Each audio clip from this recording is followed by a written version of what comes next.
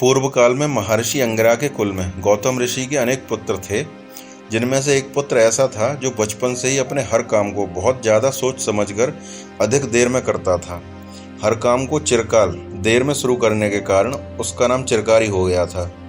एक बार चिरकारी की माता से कोई अपराध हो गया, जिसके कारण उसके पिता ने क्रोध में आकर अपने सभी पुत्रों को छोड़कर केवल चिरकारी को ही आज्ञा दी कि तुम अपनी माता को मार डालो। यह सुनकर चिरकारी ने देर में ही उत्तर दिया, ठीक है, ऐसा ही करूँगा। और अपने स्वभाव के अनुसार वो सोचता रहा कि मैं पिता की इस आज्ञा का पालन कैसे करूं, अपनी माता को कैसे मार डालूं। पिता की आज्ञा पालन धर्म का बहाना लेकर इस मातृ हत्या अधर्म में कैसे डूब जाऊं। माना कि पिता की आज्ञा का पालन करना सबसे बड़ा धर्म है, पर उसी प्रकार माता की रक्षा करना भी तो मेरा ही धर्म है। पुत्र तो हमेशा माता और पिता दोनों के अधीन होता है, एक तो स्त्री और वो भी माता। ऐसी हत्या करके कौन सुखी रह सकता है। ऐसे ही पिता का निरादर करके किसको सम्मान मिला है। पुत्र के लिए यही उचित है कि पिता की अवहेलना न करे।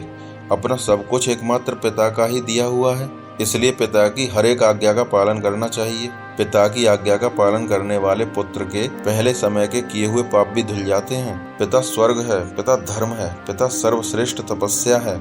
पिता के प्रसन्न होने पर सब देवता प्रसन्न हो जाते हैं। यदि पिता प्रसन्न है तो पुत्र के सब पापों का प्रायश्चित हो जाता है, वह सब तरह के बंधनों से मुक्त हो जाता है। पुत्र से कष्ट पाते हुए भी पिता उनके प्रति प्रेम नहीं छोड़ते। पिता का कोई छोटा मोटा स्थान नहीं है, उनका पद बहुत ऊंचा है। अब माता के विषय में विचार किया जाए तो इस मानव जन्म में मुझे जो पंच तत्व से बना शरीर प्राप्त हुआ है, इसका कारण तो मेरी माता ही है। जिसकी माता जीवित है वह सनाथ है, जो बिना माता का है वह अनाथ है। जो व्यक्ति खुद पिता बनकर बुढ़ा भी हो जाए तो भी वह अपनी माता के सामने 2 वर्ष के बच्चे के जैसा ही होता है। पुत्र चाहे कमजोर हो या बलवान, माता उसका सही विधि से ही पालन करती है। माता के समान कोई तीर्थ नहीं है, माता के समान कोई रक्षक नहीं है, तथा माता के समान कोई प्याऊ नहीं है। माता अपने गर्भ में धारण करने के कारण धात्री है, जन्म देने से जननी है, अंगों की वृद्धि करने के कारण अम्बा है, वीर पुत्र का प्रसव करने के कारण वीर प्रसू कहलाती है। शिशु की सेवा करने से वह शक्ति कही गई है, तथा सदा सम्मान देने के कारण उसे माता कहते हैं। मुनि लोग पिता को देवता के समान समझते हैं, परंतु मनुष्यों और देवताओं का समूह भी माता की बराबरी नहीं कर सकता। पापी होने पर गुरुजन भी त्याग देने योग्य माने गए हैं, परंतु माता किसी प्रकार भी त्यागने के योग्य नहीं है। कौशिकी नदी के तट पर स्त्रियों से घिरे हुए राजा बलि की ओर वह देर तक देखती रही। केवल इसी अपराध के लिए पिता ने मुझे अपनी माता को मार डालने का आदेश दे दिया। एक और पुत्र चिरकारी हाथ में हथियार लेकर अपनी माता के पास बैठा हुआ उन्हें मारने से पहले यह सोच रहा था, तो दूसरी ओर मानवता से भरे हुए गौतम ऋषि को जब अपनी पत्नी की सच्चाई मालूम हुई, जो पहले किसी और ने बढ़ा चढ़ाकर बताई थी, तो वे बहुत दुखी होकर आंसू बहाते हुए चिंता करने लगे। ओह, पतिव्रता नारी का वध करके मैं पाप के समुद्र में डूब गया हूँ। मैंने उदार सोच रखने वाले चिरकारी को बड़ी शीघ्रता से वह कठोर आज्ञा दे दी थी। यदि यह सचमुच चिरकारी हो तो मुझे पाप से बचा सकता है।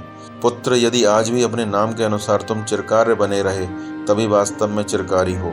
बेटा, तुम आज मुझे, अपनी माता और मेरे द्वारा कमाई हुई तपस्या को बचाओ। इस प्रकार बहुत दुखी होकर चिंता करते हुए गौतम मुनि चिरकारी के पास आए। वहां आकर उन्होंने अपने पुत्र चिरकारी को माता के पास बैठा देखा। चिरकारी पिता को अपने पास आया देख बहुत दुखी हुआ, क्योंकि वह अपनी माता की हत्या नहीं कर पाया था, और हथियार फेंककर पिता के चरणों में गिर गया। उदार स्वभाव वाले पुत्र को पृथ्वी पर पड़े देखकर और पत्नी को जीवित पाकर ऋषि मन ही मन बड़े प्रसन्न हुए।